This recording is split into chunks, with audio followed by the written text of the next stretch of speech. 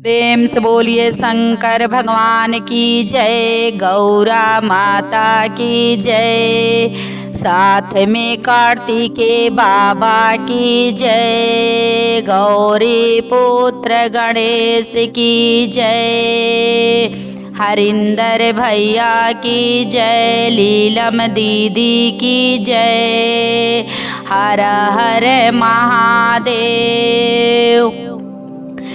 तो देखिए गुरु बहना बहुत सुंदर आप सबके हम कथा सुनाओ तनी। हमरे कथा के आप सब जरूर सुनम आ सुन के बताएब कि हमार कथा सुन के आप सबन के कैसा लगल बाटे, और कमेंट बॉक्स में हर हर महादेव तो लिखब। हमरे कथा के जरूर कमेंट बॉक्स में बताएब गुरु बहना कि हमार कथा आप सबन के कैसा लगल बाटे, और हमरे चैनल के आप सब सब्सक्राइब करब, आगे से आगे शेयर करब। चैनल के नाम है शिव गुरु कृपा। ता सबन गुरु बहना हमरे पे कृपा बनौले रखब। तो बहुत सुंदर से सुंदर कथा और गीत शिव चर्चा के आप सबके गुरु बहना सुनाइम। हमरे गीत और कथा के आप सब शुरू से लास्ट तक सुनब, तबे आ सबके कथा में का भाव बा, का रहस्य बा, का ज्ञान बा, तबे आ सब कथा के भाव और ज्ञान तबे पाइब कि का कथा में का ज्ञान बा, का रहस्य बाटे। तो देखी गुरु बहना हमरे कथा के आप सब शुरू से लास्ट तक सुनब। देखिए एगो माया नाम के औरत वाली, माया नाम के जौन औरत वाली, उनके 3 गो बेटा और 1 गो बेटी रहेले। 3 गो बेटा और 1 गो बेटी लोग बा लोग। देखिए माया नाम के जौन औरत वाली गुरु बहना बहुत खुशी से अपन 3 गो बेटा और 1 गो बेटी के साथ बहुत खुशी से अपन रहत अली, खुशी चैन से अपन रहत अली। पति देव बाने अपन कमा के ले आवत ने अपन घर में अपने बेटी के बेटा के साथे अपन दिन गुजारत अली। देखी कुछ दिन बीतल, जब कुछ दिन देखी गुरु बहना बीतल तो केहू ना जानेला कि समय कब हमार गिरल आ कब समय हमार ऊपर होला, केहू ना जानेला। बेचारी अपने भविष्य के बारे में, अपन समय के बारे में ना जानत रहली। उनकर पति देव मर गई ने। जब पति देव मर गई ने बेचारी रोए लगली, सीना पे हाथ पीट पीट के रोए लगली कि भगवान ते हमके 3 गो बेटा और 1 गो बेटी ते देहने, लेकिन जौन सुहाग रहने उनके छीन ले गई ने। बेचारी अब सोचे लगली कि हम कैसे का करब, 3 ठो बेटा और 1 गो बेटी बाने, तो हम का करब, अब हम कैसे लोगन के पेट जियाइब, कैसे पढ़ाई लिखाई, कैसे का करब। देखी बेचारी का कैली, कहली 3 गो बेटा जौन बाने 3 लोग पढ़ लिख ली, आ बेटी वाली तो हमहू के घरे चौका बर्तन करब, तीनों के साथे ले चलब, इहो चौका बर्तन करिए। बेटी के जात हम कहाँ अकेले छोड़ब।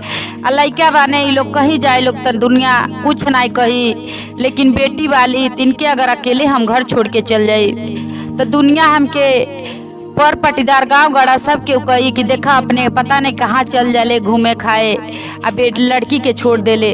देखी गुरु बहना का कैली, बेटी के साथे जहाँ चौका बर्तन देखी पति देव चल गए ना, सोचली कि चौका बर्तन करब तो अपन बेटा के पढ़ा लिखा दे, पढ़ी लिखी ली लोग तो कोनो लायक लोग हो जाई, तो हमरे बेटी एगो बाटी जौन उनकर बहन वाली बढ़िया से शादी विवाह लोग कर दी लोग। देखिए अपने भविष्य के बारे में ना जानत रही, अब हमरे साथे का हुई। बेटी के साथे ले जाके जहाँ चौका बर्तन करे जात रही, अब बेटी के भी साथे ले जाके अपनियो चौका बर्तन करत रही। बेटी भी वहाँ झाड़ू पोछा करत रही, करे लायक देखी गुरु बहना हो गई रहली। जब करे लायक हो गई रहली, कुछ दिन ऐसे करत करत रहली तो दे उनके घर के जौन मालकिन रहली बहुत भोलेनाथ के, जहाँ चौका बर्तन करे जात रहली भोलेनाथ के बहुत पूजा पाठ करत रहली। तो देखी लड़की जौन रहली साथे ले जात रहली, देखत रहली पूजा पाठ कर, माया अपने बेटी के ले जात रहली। आ जब मालकिन के देखत रहली कि पूजा पाठ इतना करत रही, लड़की बहुत ध्यान से देखत रहली, जौन माया के बेटी रहली बहुत ध्यान से देखत रहली। उन्हों के मन में लालसा हो गई कि इतना पूजा पाठ घर के मालकिन इतना पूजा पाठ करतली, तो इनके धन दौलत इतना बाटे, सब परिवार इनके बा, हमार महतारी वाली जौन पूजा पाठ ना करेली, कुछ ना करेली, तेही से हमारे घरे ऐसी होता। देखिए उनके मन में बैठ गई कि हमो पूजा पाठ करब, पूजा पाठ करब। तो अपने महतारी से कहली, तो कहली माई क्या कहली कि देख इतने के अगर रहत तो भगवान हमरे साथे हे तर कैले रहते कि पति देवराने छोड़ ले गई नहीं ना जाने 3 गो बेटा जन्म दे देले बानी, एगो बेटी कैसे बेचारी खियेंगे पियेंगे। देखी बेटी के बाद माया ना मनली, आ माया कितनो अपने माया के बेटी कितनो माई से कहत रहली कि माँ तू ऐसा न कर, देखा उ घर के मालकिन हई, इतना पूजा पाठ करतली तो तूहू चल पूजा पाठ क के ही चौका बर्तन जौन भी हो करे चलल जाई। कहली नाही, जितना टाइम इनके में बिताई उतना टाइम हम कहीं एगो घर पकड़ ले तो 2 पैसा और ज्यादा पाए लगम।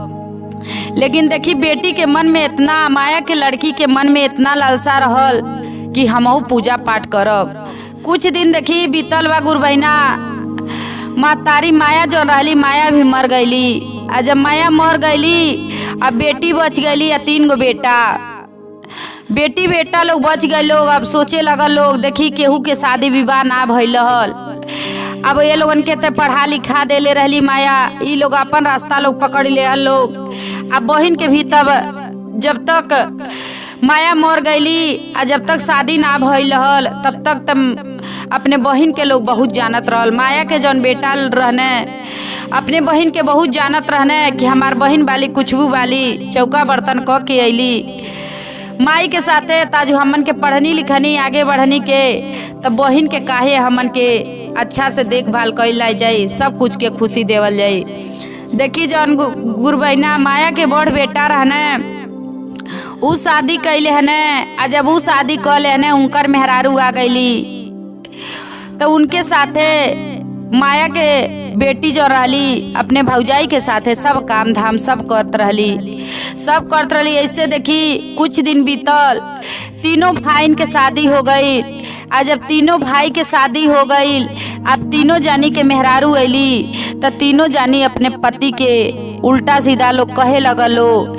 आज जो कहे लगल लो कि तुहार बहन, देखी अब जब माया के बेटी रहली तीनों जानी के जब शादी हो गई आ काम से बेचारी हर चीज से छुट्टी पा गईली, थोड़ा काम का कहली 3 गो भौजाई लोग आ गई लो। आ हम चल तनी अब भोलेनाथ के मंदिर में रोज जाई आ 1 लोटा जल ढारब भगवान हमार दिन के पलटिए कि मातारी बाप तो छीन ले गई ने। अब देखी ई गईली गुरु बहिना, अब रोज रोज भगवान भोलेनाथ के भक्ति करे जातली, रोज मंदिर में जातली पूजा पाठ करे। अब तीनों भौजाई लोग सोचता कि बहुत घुमक्कड़ हो गई वाली कि जातली प्रतिदिन इनकर काम बा, जातली बहुत पूजा पाठ करे वाला हो गई वाली, उल्टा से बहुत चर्चा सुने वाला हो गई वाली। देखी अब तीनों जानी लोग अपने पति देव के लोग कहे लगल लो कि प्रतिदिन तुहार बहन पता नहीं कहाँ जाली, आ जाली कहेली हम जातनी भोलेनाथ के दरबार में जातनी, हम भोलेनाथ के जल ढारे जातनी। लेकिन तीनों भौजाई लोग अपने पति देव से लोग कही लो, अब पति देव लोग अपने मेहरारू के बात ही लोग मानने ला लो। अब बहन के जानत रहे ला लो, अब बहन के जानल कहल जाला, उनकर मान सम्मान कई लोग कम कर दे लो। कहली तीनों भौजाई इनकर घर दुआर देख के काहे जितना पूजा पाठ करे जातली या इनकर घर दुआर देख के काहे तू शादी ना कर दे तनी, शादी कर दी। देखी शादी हो जाला तो जहाँ जाली कहाँ पूजा करेली का करेली। देखी इतना भगवान के तो भक्ति भोलेनाथ के भक्ति तो इतना करते रहली। आ शादी देखी गुरु बहिना कई लोग तीनों भाई शादी लोग कई लोग ऐसने घर में लोग कई लोग ऐसने घर में लोग उनके धन दौलत रहते हुए तीनों भाई के, अब बहन के ऐसने घर में लोग शादी कई लोग कि जौने लड़का से लोग कहल लोग वो हमेशा बीमार से अपन पीड़ित रहत रहने, हमेशा दुख उनके रहत रहल।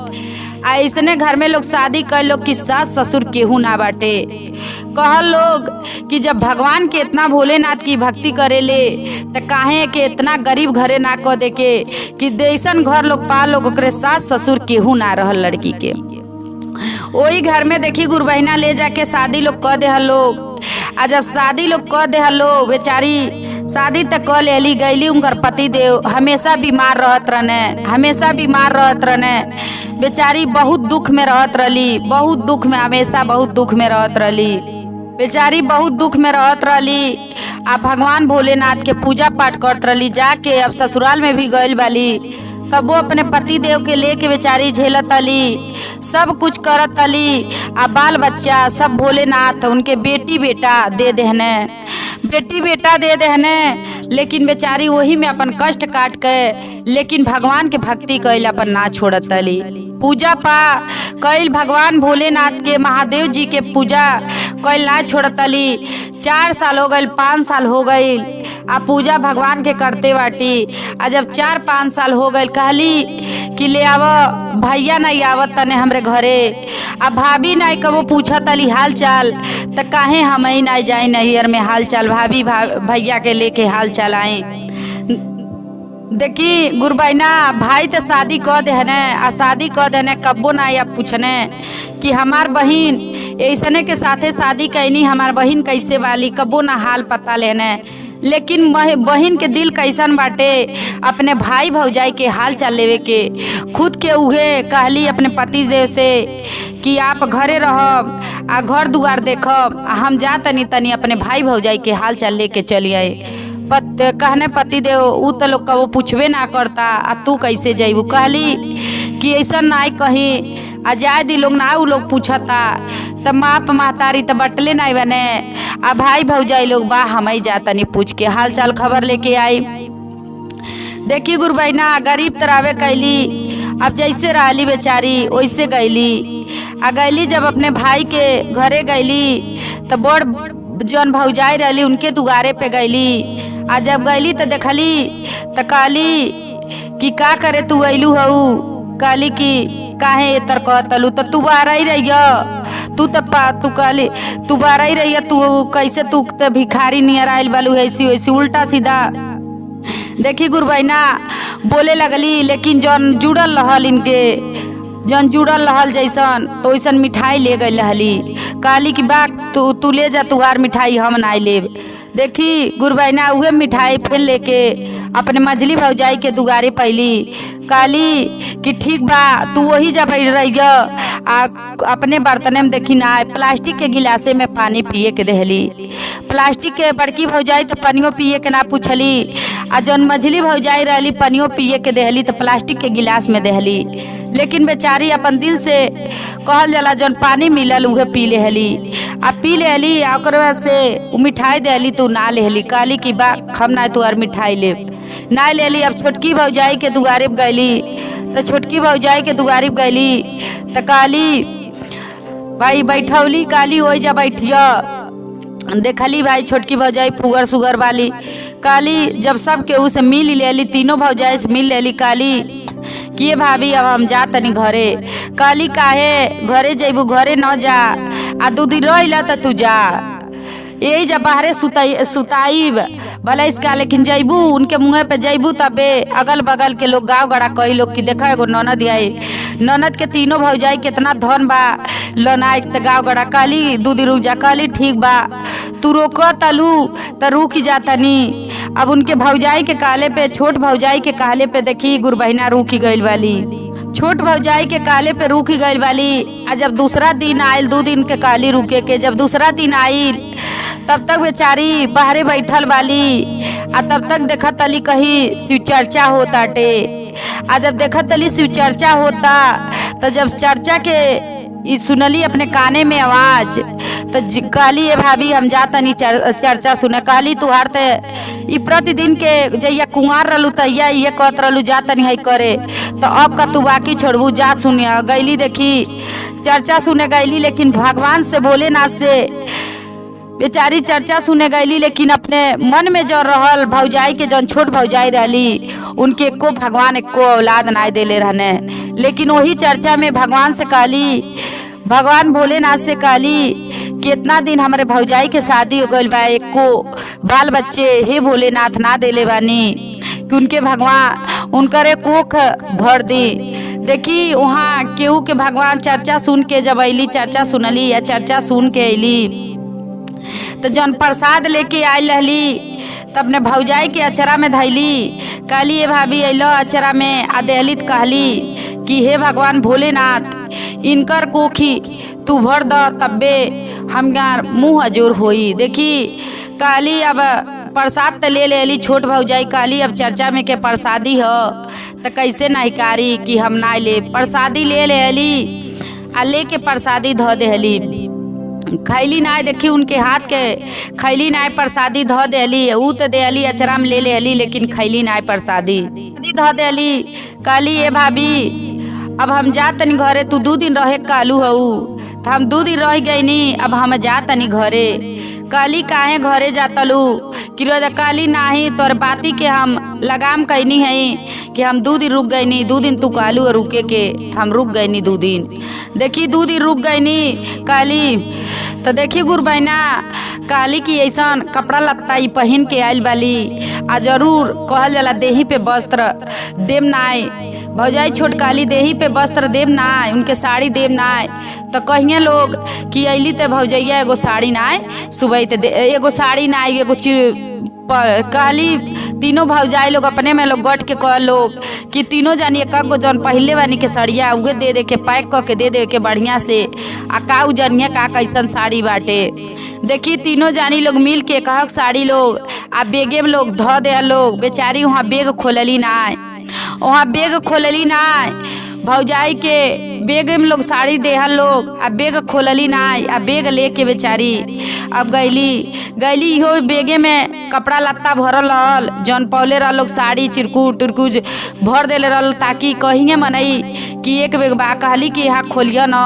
भौजाई कहले देखी खोलली नाय आ घरे जब लेके अली आ जब देखी चर्चा में से अली प्रसादी लेके अली तो अपने भौजाई के दे के आ भगवान से कह के अली कि हमर भौजाई के कह, लेकिन वो प्रसाद ना खैली। आ इनके जब इनके बेगे में लोग भर दे लोग आ बेग लेके अली घरे आ जब घरे बेग धैली अब देखी घरे बेग धैली तुमकर पति देव जराने कहने कि गलत रहलू नैयर आ का तोर भाई भौजाई का लोग तह के देहल लोग। कहली कि का लोग देहल लोग। देखी है ये बेगवा में लोग देहले वालों इतना सामान। देखी अब भगवान भोलेनाथ कि का कहने उनके साथे जब बेग खोला ताली आ जब बेग खोला ताली तो मैं देखा ताली खूब सुंदर सुंदर साड़ी बाटे। देखी जैसे एक साड़िया निकालत ताली तैसे फेनो में दूसर साड़ी निकालत बेगे में से कहल जला देख उनका टाइम साड़ी इतना निकलता वही बेगे में से साड़ी इतना निकलता कि वो साड़ी देख के ली कि सभी भगवान भोलेनाथ के अपने पति देव से कहतली सब भगवान भोलेनाथ के ई कृपा बाटे कि हमार भौजाई लोग ई लोग देहल लोग। देखी भगवान भोलेनाथ ऊ तो लोग देहल फटहा ऊ तो लोग देहल पुरान, लेकिन देखी हमारा के मस्त मस्त साड़ी निकलता बेगे में से। अब उनकर पति देव का कैली साड़ी ले जाके अब मार्केट में कहली अब ले जाके दुकान छोटा बहुत जैसे रोडे पर बैठ के बेचल जाला ऐसे का कैली बैठ के बेचे लगली। आ जब बेचे लगली बेचत रहली अब पैसा कौड़ी इनके हाथ में जब आ गई पैसा अपने पति देव के वही से दवाई करौली। लेकिन भोलेनाथ दवाई जैसे करावतली तैसे जातली डॉक्टरी में लेके थी के पति देव के कुछ हर तरह से बीमारी इनका ठीक हो गई बाटे। देखी भगवान के महिमा इनकर पति देव भी सही हो गई न। अब इनकर पति देव जब सही हो गए ना कहने कि काहे तू रोड पे बेचबू काहे हमन के बढ़िया के एगो दुकान ना कर लेवल जा। देखी पैसा बेचत रोड में आ इनके पैसा इनके लगे कुछ हो गई त किराया पे कहल जाला भाड़ा पे लोग रूम ले लोग आ भाड़ा पे रूम लेके आ सब साड़ी लोग भर दे लोग वही बेग में से साड़ी लोग भर दे लोग। ऐसे करत बहुत लोगन के लगे धन दौलत बहुत हो गई वही बेग के कपड़ा करतीन जौन भौजाई उनकर तीनों साड़ी लोग देले रह लोग।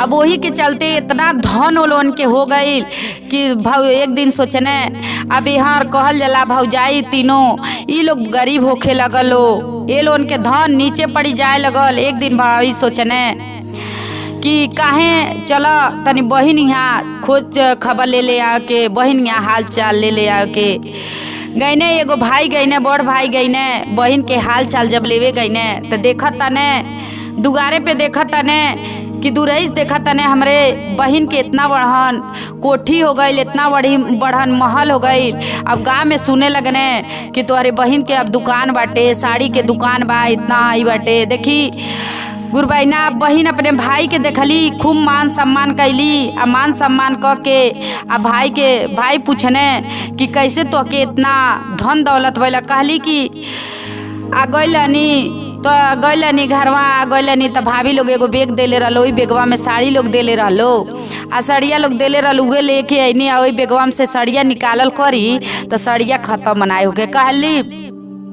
देखा कहली गुरबैना कहली अपने भाई से, अब भाई के अच्छा से बर विदाई क के आ बर विदाई तीनों अपने भौजाइन के कक गो साड़ी सुंदर सुंदर दे के आ अपने भाई के भी कपड़ा दे के आ विदाई कैली। आ भाई जब इन्हें कहे हाल चाल लोग लगल, लोग पूछे लगली भौजाई कहने कि बहिन ते इतना धन दौलत हो गइल बा, ओकर इतना बड़हन कोठी हो गइल बाटे, ओकर दुकान बा। कब सोचे लगल कहतिया कि तोहनिए लोगन बैग देला, वही बैगवा में साड़ी लोगन देहला आ उहे साड़िया कहतिया भाभी लोग देहले रह लोग तो बड़ी सुंदर सुंदर साड़ी लोग देले रहला। बैगवा में इतना साड़ी रहल कि हमार साड़िया खत्मे ना होके। थमकानी ले आवा दुकान कल जा हमार पति दे। कब तीनों जानी लोग अपने में सोचे लगल लोग आखिर में हमन के ते देहनी फटा साड़ी देहनी बैगवा में आ कैसे आखिर में कैसे उनके साथे इतना ज्यादा हो गया। अपने मन में लोग सोचे लगा हमन के दे देहनी फटा साड़ी, लेकिन उनके कहाँ से इतना बढ़िया बढ़िया कहतली बैगवा में। अब तीनों जानी लोग सोचे, लेकिन देखी भगवान भोलेनाथ के गुरबैना ई महिमा बाटे। भगवान भोलेनाथ अपन चमत्कार दिखाइने उनके साथे, इतना गरीब रहली लेकिन इनकर तो अब तीनों भौजाई लोग अपने ननद से कहे लगल, लोग आगे लोग तीनों जानी लोग आई लोग ननद के घरे लोग आए लोग आ ननद से कहे लगल लोग कि हमन से जौन गलती भइल गलती के क्षमा कर। आ भगवान के तू इतना भोलेनाथ के मंदिर में जात रहलू, पूजा पाठ करे जात रहलू, चर्चा करत रहलू, सब कुछ तोहरे में हमन के जोग मानत रहनी, तोके हम हर तरह से बुरा कहत रहनी। आज तोरे साथे हम इतना बड़ी गलती कैले बानी, आज हमन के इतना गरीब भगवान भोलेनाथ बना देले बने आ तू इतना तोहके हम फटा साड़ी देहनी, पर तू भगवान के भक्ति इतना करत रहलू तेही से भगवान तोके तर। तीनों जानी लोग कहल लोग तीनों उनकर बहन कहली भाभी ऐसा लोग ना कह, सभी भगवान के तो कहल जला। देखी जब कहल जला अगर दूसरे के लिए अगर हम गढ़ा खोनत तनी, खुद के उ हमारे लिए गढ़ा खोना जाई। अगर दूसरे के हम बुराई बतिया तन, दूसरे के लिए हम सोचत तनी नाश कई, तो खुद आज उनकर नाश बा तो बिहान हमरो नाश हो जाई। तो केहू के देखी गुरबैना ना सोचल जाला उनके लिए हम गढ़ा खोनी, आज उनके लिए हम गढ़ा खोनम तो बिहान हमरो गढ़ा खना जाई। तो कब्बो देखी केहू के विषय में बुरा ना सोचल जाला। भगवान भोलेनाथ के ये कहनाम बाटे। हर हर महादेव।